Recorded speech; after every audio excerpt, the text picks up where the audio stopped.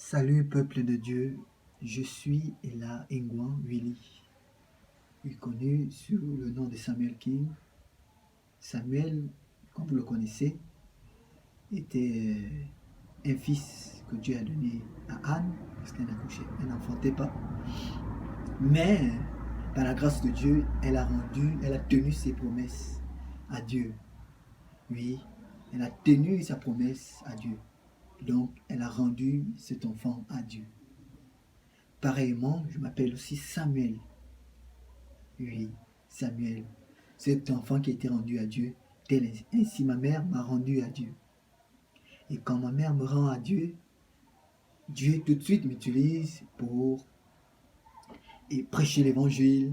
Vous pouvez savoir, vous le voyez, comment un jeune si jeune peut être là, habillé en toge, comme un pasteur et tout. Je suis l'évangéliste et je bénis Dieu pour ça.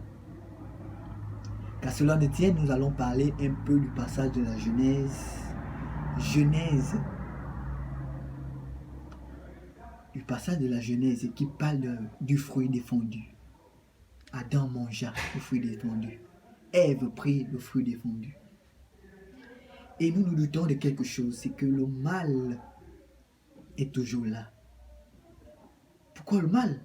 Oui, tout simplement parce que Adam et Ève ont goûté à l'arbre du fruit du bien et du mal. Donc c'est pourquoi il existe le bien et le mal. Tu es capable de faire le bien. Tu es aussi capable de faire le mal. Sache-le. Tu es capable de faire le bien. Tu es aussi capable de faire le mal.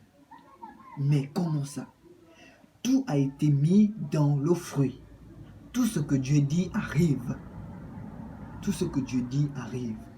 Mais pour être délivré, autant pour moi, excusez, il faut aller à Jésus-Christ, qui est le chemin, la vérité et la vie. Il te donnera la connaissance, qui va t'enseigner. Il vous arrive jamais de vouloir de faire du mal, même quand vous ne le voulez pas. C'est la chair, c'est ce mal qui vit en nous. Et de vouloir faire du bien, pendant que ce petit cœur dit fais, l'autre dit ne fais pas. L'autre dit fais et l'autre dit ne fais pas. Nous sommes là entre le bien et le mal. Vous voyez, c'est cette lutte du bien et du mal. C'est cette lutte-là que Dieu, par l'entremise de Jésus-Christ, nous a donné la force de vaincre et d'avoir accès à l'arbre de vie que Adam et Ève n'ont pas pu manger après pour vivre éternellement. C'est pourquoi ne te pose plus la question sur le mal, car tout le monde n'est pas bien sur cette terre.